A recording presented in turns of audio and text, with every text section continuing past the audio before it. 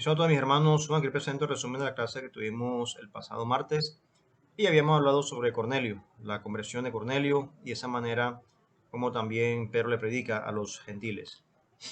Bien, entonces Hechos 10:34 dice, en verdad comprendo que Dios no hace excepción de personas, ¿ok? La forma en que como su mente como judío, ellos pensaban que la salvación era solamente para los judíos. Y de esa manera, ya ellos comprenden que la salvación también es para los gentiles.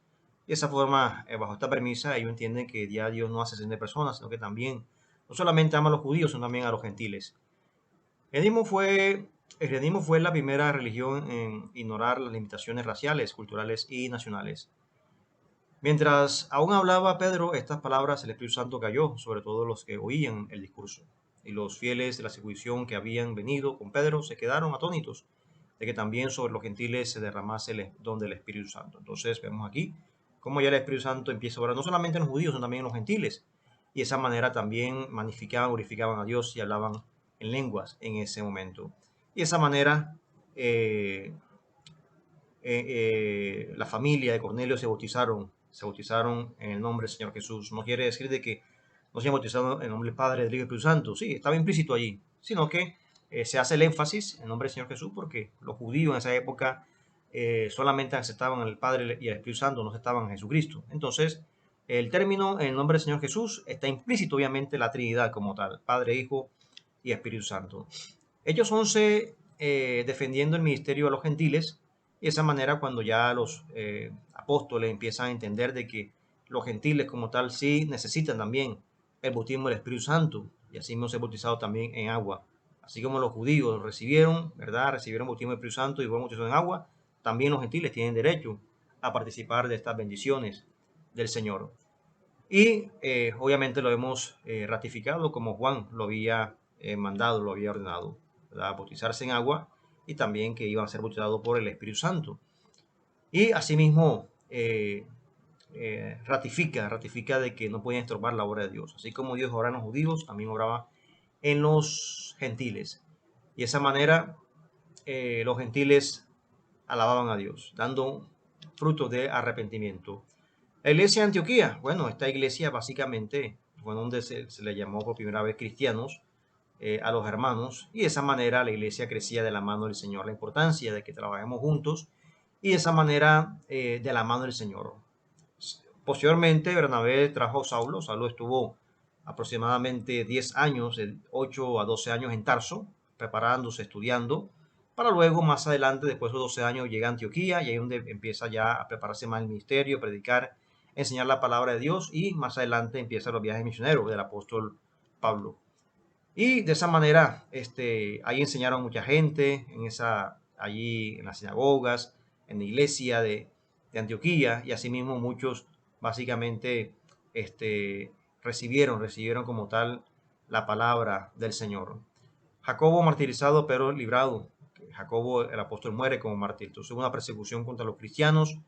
Jacobo muere a espada, Pedro es martirizado y también encarcelado. Sin embargo, la iglesia hacía oración sin cesar a Dios, oraba para que Pedro fuese librado de la cárcel y Dios, ¿verdad?, lo libró. Las, las, las, las rejas, ¿verdad?, esas puertas de hierro se abrieron de tal manera que Pedro fue liberado como tal de la cárcel.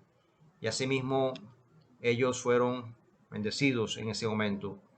Y bueno, cuando comienza el primer viaje misionero de Pablo, ellos entonces enviados por el Espíritu Santo, vemos aquí que en Hechos del Apóstol el Espíritu Santo tomaba decisiones y enviaba a los apóstoles. Y esto nos ayuda a nosotros a reflexionar en estos tiempos, que todo lo que hagamos debe ser guiado por el Espíritu Santo. No podemos actuar bajo nuestro intelecto o raciocinio. Tenemos que ser guiados por el Espíritu Santo a la hora de predicar la palabra de Dios. Bien, dejamos hasta aquí mis hermanos y la próxima clase seguimos con esta temática de Hechos capítulo 13. Que mi Dios Santo les bendiga.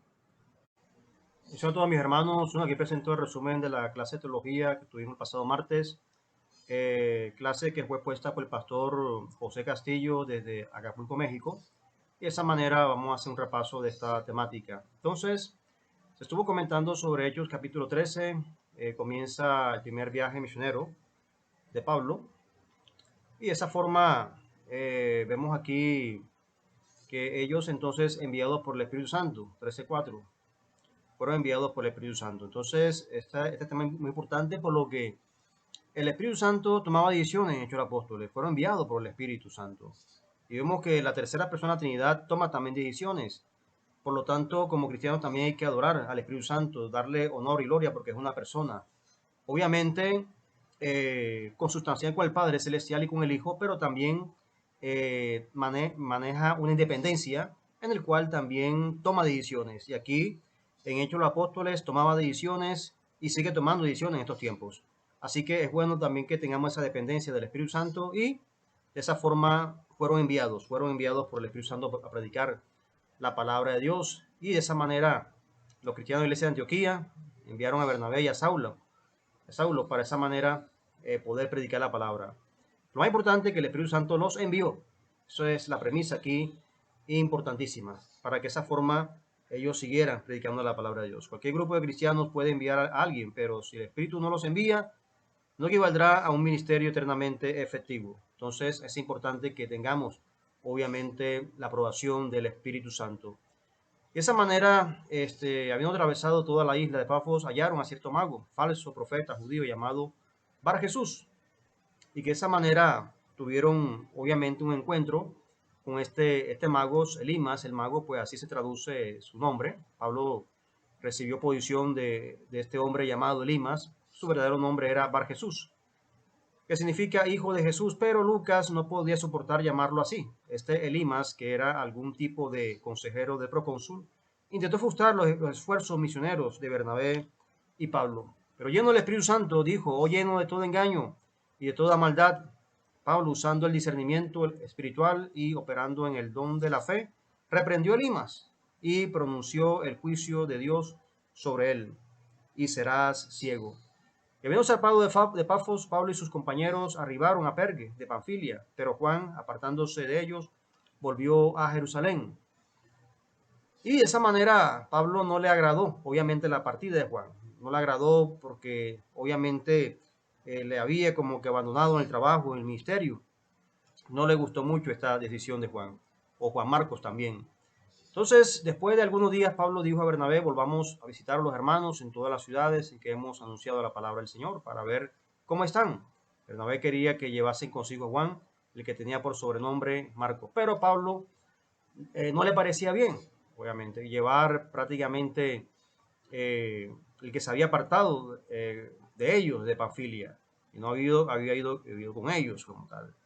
Entonces hubo un desacuerdo y Pablo escogiendo a Sila y salió encomendado con los hermanos a la gracia del Señor y pasó por Siria y Cilicia confirmando a las iglesias.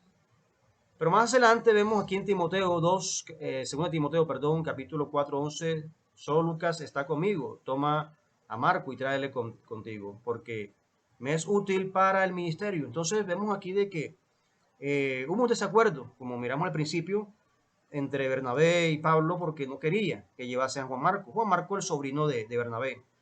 Y de esa manera hubo como que sí, básicamente problemas entre ellos en esa área.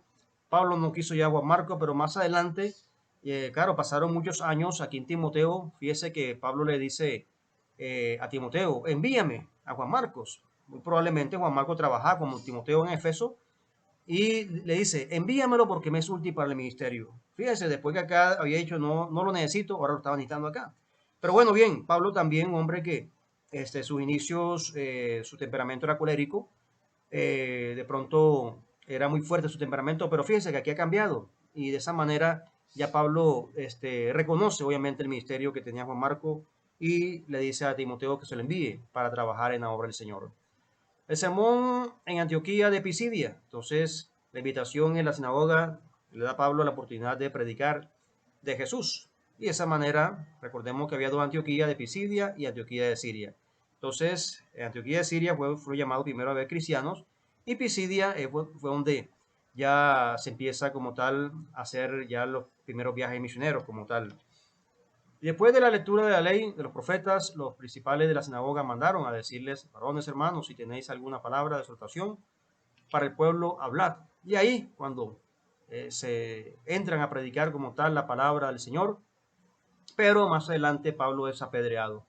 En medio de ese contexto fue bastante difícil, sin embargo, Dios tuvo misericordia de Pablo y dice la Biblia que se levantó casi como muerto, estaba casi como muerto, pero se levantó. Dios hizo un milagro en él y no murió apedreado y siguió predicando la palabra de Dios en ese lugar. Y bueno, contaron el testimonio de las cosas grandes que Dios había hecho en ellos, cómo Dios les bendijo y de esa manera se quedaron allí mucho tiempo con los discípulos. Entonces, de regreso a la iglesia local en Antioquía de Siria, podemos asumir que Pablo y Bernabé tomaron un largo descanso y encontraron mucho ministerio para hacer allí. Entonces, siempre es bueno como cristianos, tomemos tiempo, ¿verdad? Una pausa de descanso, ¿verdad? A veces el ministerio, digamos, es como cualquier trabajo, ¿verdad? Como un policía, que el trabajo de policía es estresante, un médico, el trabajo de un médico es estresante. Y también a veces el ministerio, no crea que a veces los compromisos, ir acá a otro lugar, viajar, es estresante también. Y fíjese que eso tomar un tiempo. Es bueno que como ministros, pastores, misioneros, evangelistas, tomemos un tiempo de descanso, de receso para reflexionar, fortalecer, tener nuevas fuerzas, tanto espiritual como físicas, y nuevamente seguir el ministerio. Lo hicieron los apóstoles, también lo podemos hacer nosotros. Entonces, vemos ahí esa enseñanza. Y bien, para la próxima clase vamos a ver Hechos capítulo 15, el concilio de Jerusalén. Que mi Dios santo les bendiga.